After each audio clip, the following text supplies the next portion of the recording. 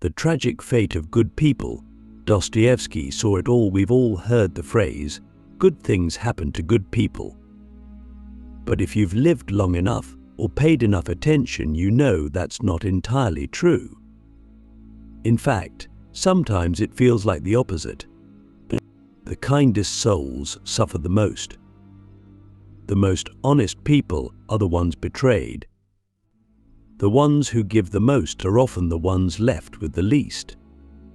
Why does it seem like goodness in this world comes with a curse? Why is it that the people who carry light are the ones most often swallowed by darkness?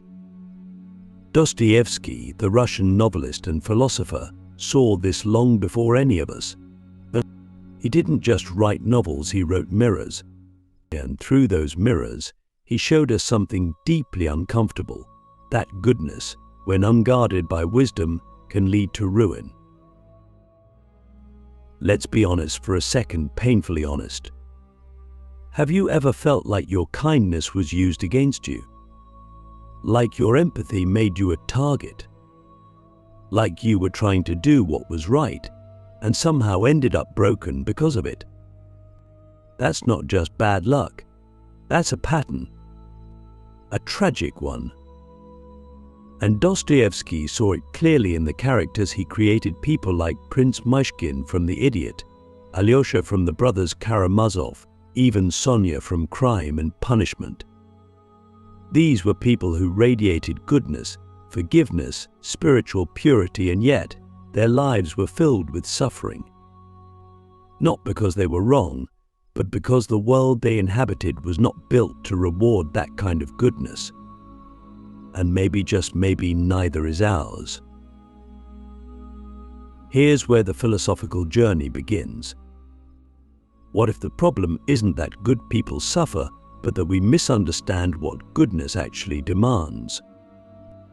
What if being good isn't just about being kind, generous, or selfless, but about navigating a world that weaponizes those traits? Dostoevsky's characters weren't weak. They were pure.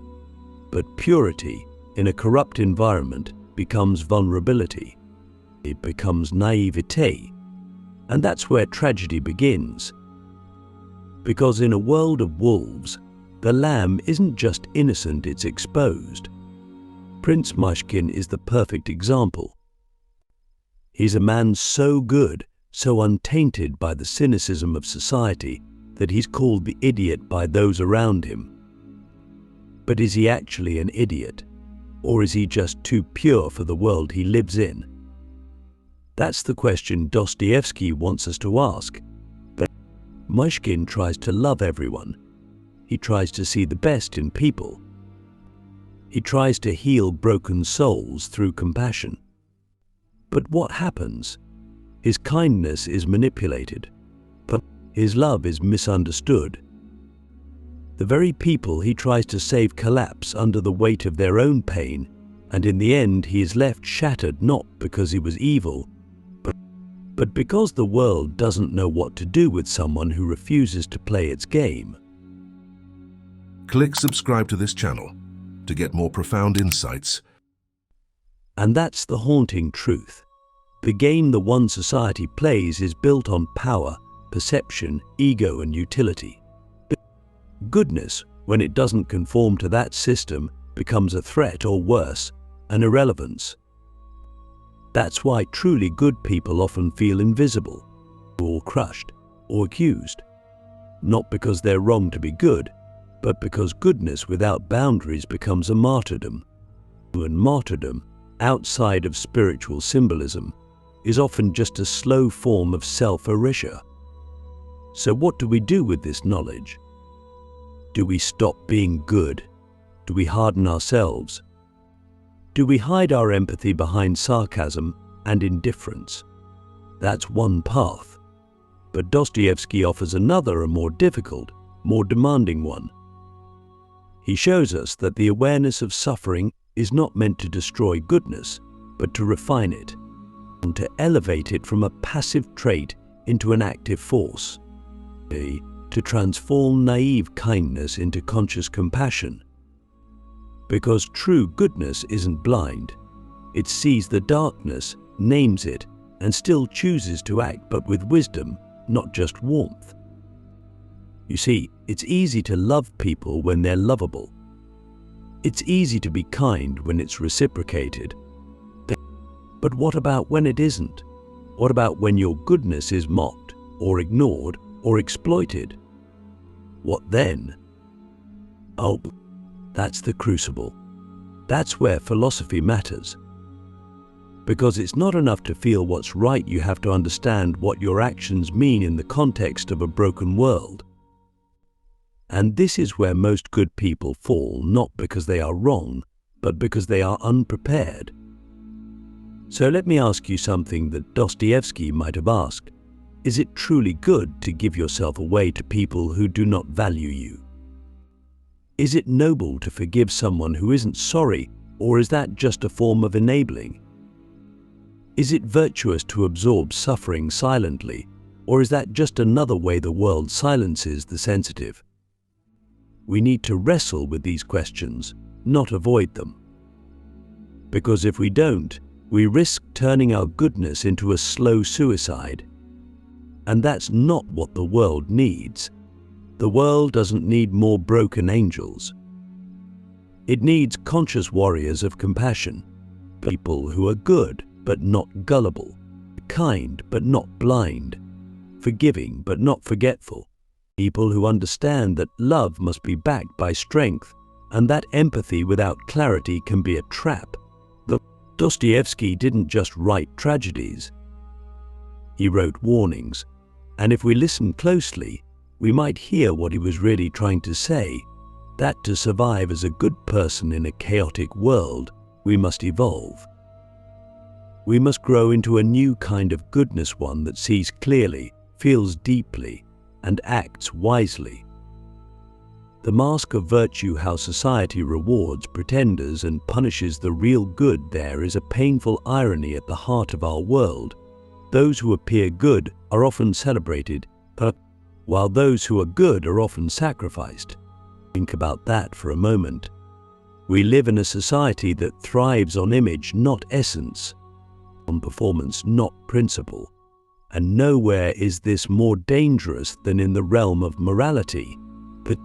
Because when goodness becomes a mask instead of a way of being, we begin to reward the actors and crucify the real ones. Dostoevsky saw this, and he didn't just whisper about it. He screamed through his characters, through their suffering, through their downfall. And if we're honest, we see it too every day in politics, in media, in our schools, in our jobs, even in our friendships. The world often punishes real goodness because real goodness exposes the lie. You see, true goodness is not convenient. It's not flattering. It doesn't play to the crowd. It challenges, it confronts, it holds up a mirror and asks uncomfortable questions. That kind of goodness, the raw, unfiltered kind, is unsettling to people who are addicted to comfort and illusion. That's why those who truly live by their conscience are often labeled difficult, naive, or even dangerous. They're seen as threats, not because they are wrong, but because they refuse to play along. They won't lie to make others feel better. They won't pretend to believe what everyone else does. And so, society turns on them. Dostoevsky's novels are littered with these figures. People like Ivan Karamazov, who dares to question the justice of a God who allows innocent children to suffer. Or Sonia, the humble prostitute in Crime and Punishment, who quietly bears the weight of moral clarity in a world so twisted it can't even recognize her as pure. These are not characters who bend to societal norms, they reveal the emptiness of those norms. And for that, they suffer. Because when you walk into a room filled with artificial light, the one holding a real flame becomes a problem. They show the shadows. They reveal the fakes. Why does this matter for you and me? Because if you're someone who genuinely tries to live with integrity, someone who chooses honesty over popularity, empathy over apathy, but depth over convenience, you've probably felt the sting of rejection. You've probably watched people with polished masks win applause while you quietly held the truth no one wanted to hear. And you've probably asked yourself, what's the point of being real in a world that rewards the fake? That question is more than emotional, it's philosophical. It demands an answer. The truth is, the world doesn't always reward what's good. It rewards what's useful, what's marketable, what maintains the illusion. And real goodness, the kind that disrupts systems of ego and control, is rarely useful to those systems. In fact, it threatens them. That's why institutions often embrace virtue signaling over virtue. They want the appearance of ethics without the discomfort of transformation. And that's why you see public figures perform compassion on social media while privately exploiting people. That's why you see corporate diversity statements while they underpay workers. But that's why people say be kind, but gossip the moment you leave the room. The performance of virtue has replaced the practice of it. So what do we do? Do we join the show? Do we wear the mask? Do we play the game so we can survive? That's a real temptation. But Dostoevsky offers a deeper path. He shows us that true goodness isn't about being seen, it's about being anchored. It's about living a life so rooted in truth that even if no one claps, you still stand. Even if you're misunderstood, you keep walking. Because your value doesn't come from the crowd, it comes from the clarity of your own conscience. And here's the paradox. While the world may not reward that kind of goodness, it needs it more than ever. But we are drowning in performance. In curated images, filtered lives, hollow virtue. What we need desperately are people who are willing to be real. People who are willing to suffer for truth rather than thrive on deception. And people who are willing to be unpopular if it means being honest. So let me ask you something that goes deeper than any affirmation or applause. Do you want to be good, or do you want to be seen as good? That question cuts through everything. It reveals your true compass, because if you choose the second, your life may be easier. But if you choose the first, truly choose it, your path will be harder, lonelier, and more demanding. But it will also be real. And in a world of masks, reality is revolutionary. Dostoevsky didn't give us easy answers. He gave us the burden of insight. And now that you see the truth that society often punishes the real good while rewarding the pretenders, the question becomes, what will you do with that knowledge? The weight of conscience, why the good cannot sleep while the world suffers. There's a peculiar kind of suffering that only the truly good know, a silent, invisible burden that doesn't come from what they've done wrong, but from what they cannot ignore. It's the ache of conscience, that unrelenting voice that whispers in the quiet moments, that pulls at the soul while others rest in comfort. It doesn't let them look away. It doesn't give them the luxury of ignorance. And that's the cruel paradox. The more awake your moral vision becomes, the more impossible it is to live in peace within a world that turns its back on suffering. The good cannot sleep not because they don't deserve rest, but because their conscience won't let them. And Dostoevsky, perhaps more than any other writer, captured this torment with devastating precision. Look at Raskolnikov in Crime and Punishment. He kills a pawnbroker, a woman he deems useless to society, and tries to rationalize it as a necessary act. But what destroys him isn't the law, or the police, or society. It's himself. His conscience buried at first, then screaming won't let him go. It stalks him in every shadow. It poisons every quiet moment. And eventually, it breaks him. Not because he's a weak man, but because he's not entirely without goodness. There's something inside him that knows, no matter how brilliant the ideology, no matter how justified the action, the truth cannot be silenced forever. The conscience always collects its debt. Now ask yourself honestly, have you ever felt this weight? Not guilt for something you did, but pain for something you see, something you feel that others ignore. The pain of watching someone suffer while everyone else scrolls past. The pain of seeing injustice and knowing that speaking up might cost you something: friends, status, peace. That's the cost of a living conscience. And the more awake you become to the suffering of the world, the heavier that cost becomes. This is why so many people, even well-meaning ones, choose numbness. Because to feel everything is unbearable unless you've built the internal strength to carry it. But here's the thing Dostoevsky understood: the conscience isn't just a voice of torment. It's also a compass. It's what separates moral sleepwalkers from those who are truly alive. And the weight it brings is not a punishment, it's a calling. A reminder that you are not here to simply exist, consume and die. You are here to respond, to witness suffering and become its counterforce, to become, in a world of shrugs and silence, a soul that feels and then acts. Still, it's not easy, because conscience doesn't come with a manual. It doesn't always tell you what to do, only that something must be done. And that ambiguity can be maddening. It can leave you sleepless, paralyzed, torn between wanting to make a difference and feeling hopelessly small. That's when despair creeps in. That's when the temptation to shut down becomes strongest.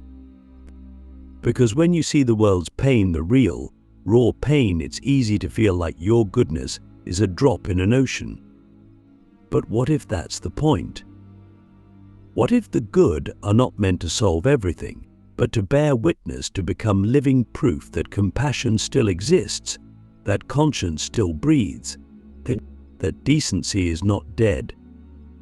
What if your sleeplessness is not a weakness, but a sign that your soul still works? That you haven't become numb or cynical or seduced by comfort? That somewhere inside you, the fire hasn't gone out?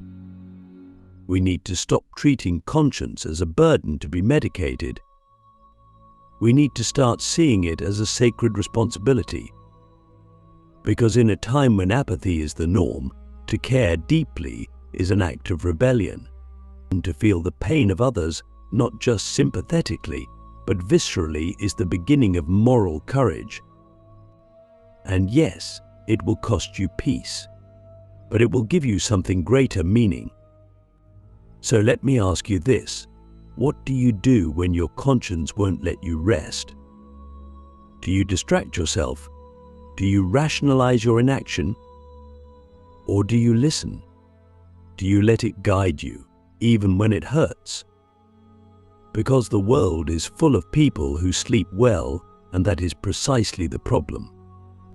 We don't need more comfort. We need more conscience. We need people who feel too much, not too little. People who understand that the pain of awareness is the beginning of responsibility. But Dostoevsky didn't glamorize this pain. He showed it in all its rawness, but he also showed that it is the birthplace of redemption. That the ones who suffer for the world's wounds are often the only ones capable of healing them. Choosing the light, how to stay good without being destroyed by the world. If you've made it this far, then you already know being good isn't about being soft.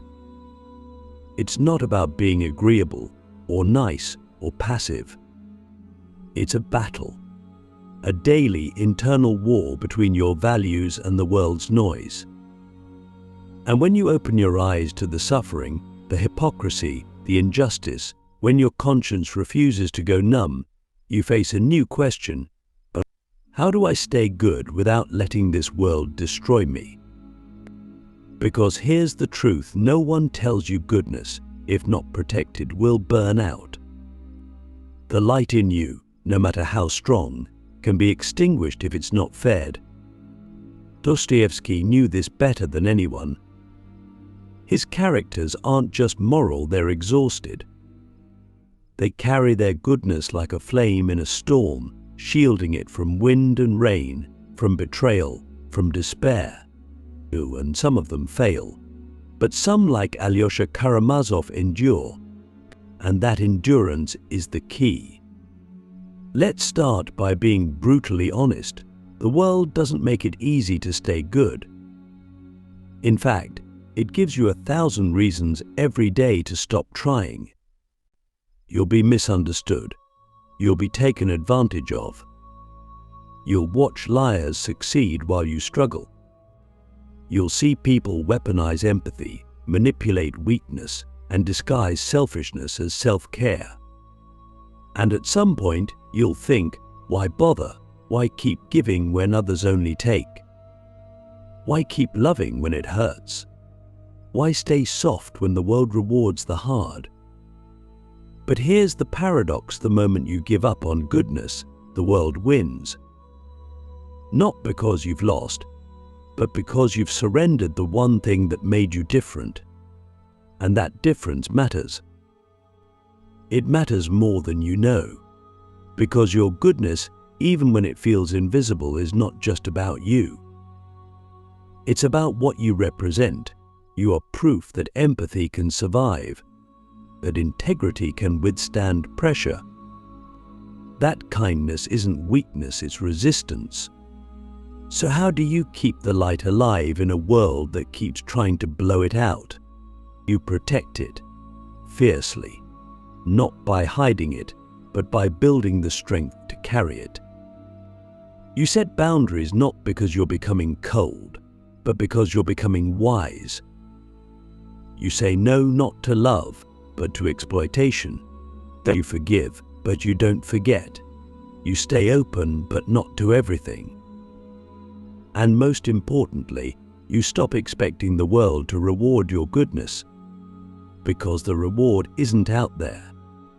It's in here, in your soul, in your peace, in the moments when you look in the mirror and know, I didn't become what hurt me. Dostoevsky's true genius wasn't just in showing how the good suffer, it was in showing how they survive. Alyosha doesn't change the world with speeches or revolutions. He changes it by being present, by listening, by loving quietly, consistently, without an audience. He carries the weight of his family's shame, his brother's anger, the world's chaos, and he doesn't break.